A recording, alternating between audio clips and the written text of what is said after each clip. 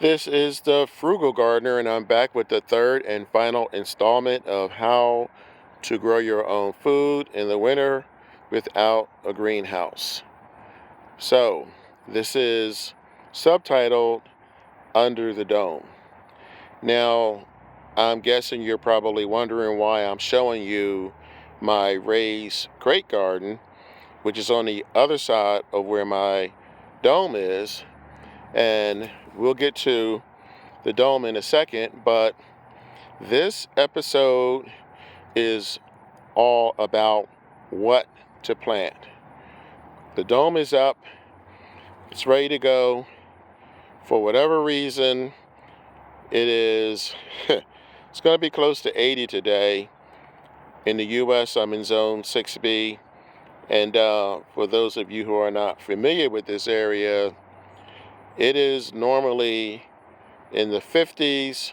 So we're going to be about 25 degrees hotter than normal, which is fine for me. But I'm showing you this area because I have only covered this area a couple of nights with a frost cloth, and those were the nights that it's going down to the upper 20s. So as you can see, this area is doing pretty good. Some of these were planted later. If you follow my channel, you know that I stagger my plant. I don't plant everything all at once.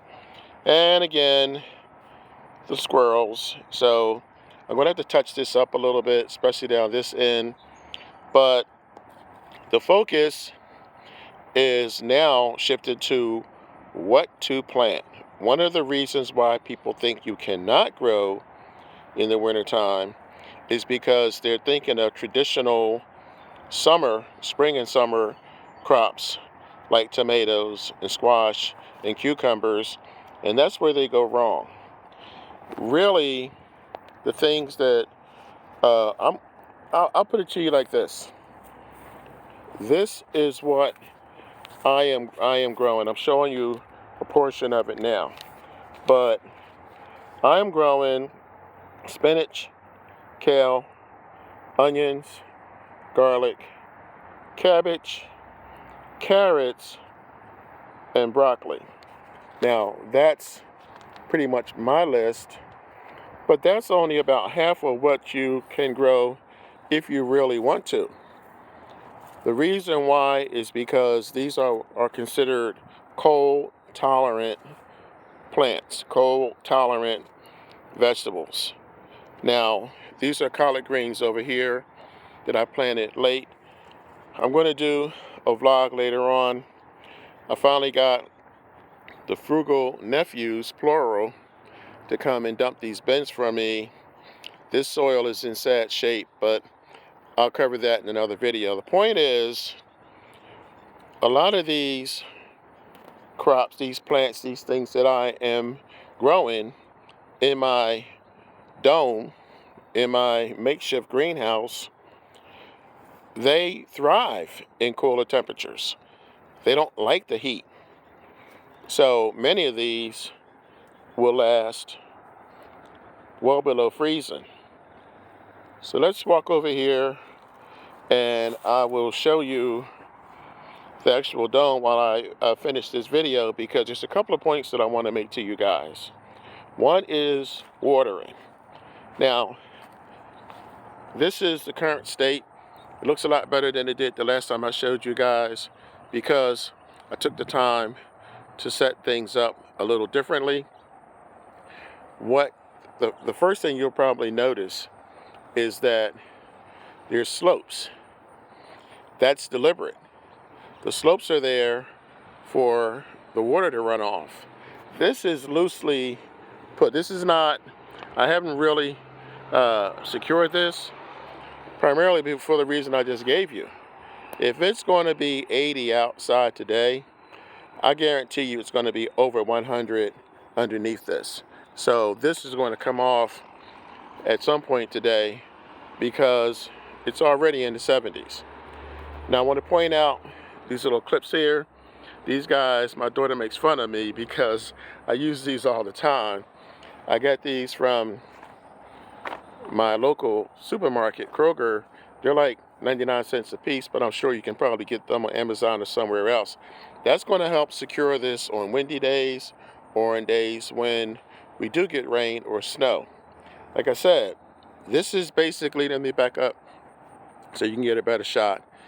This is basically what it's going to look like. I may move this back a little bit further, but you have the top, which is 6-ply plastic. You have the flooring, the boundary that keeps the cold air from moving up into your plants. And so basically what you put in there is going to determine how successful you are. And there's also watering. Do not overwater. This time of year, you don't need a lot of water. Temperature's not going to be in the 90s, at least not here in this area. So you don't want to overwater, and then the temperature drops, and you're creating a problem, an unnecessary problem. So what I'm going to do is post a link to my blog with the rest of the winter crops that you can grow that I did not list because I'm not growing them. I don't grow them because I don't eat them. My family doesn't eat them, but you guys, well, maybe you do. So by me adding that list, hopefully that will encourage you to grow a few things. Again, between the side I just showed you with the raised crate and here, I am growing 50 pots, well, 50 containers. I don't expect you to do that. I mean, you know, unless you're really ambitious. If this is your first try, I would say just go for 4 or 5. See how it works out for you. Now, the last thing I wanted to point out is this. These are hoops. These are hoops that I've had for years. Now, I do have a confession to make. I ordered new hoops because I couldn't find these. And you know how that works out. As soon as I put the order in for the new ones, the old ones popped up. So these are the ones that I have had for quite some time. I've had these for about 3 years, and it does exactly what it's doing now. It helps to keep my covering off of my actual plants. These are from Amazon. I think they were $17, $18, and you get 6. But again, you don't have to use these. You can use whatever you have handy. And here comes the train. So I am the Frugal Gardener. That's it. I'll give you guys an update. Catch you on the next video. Enjoy your day.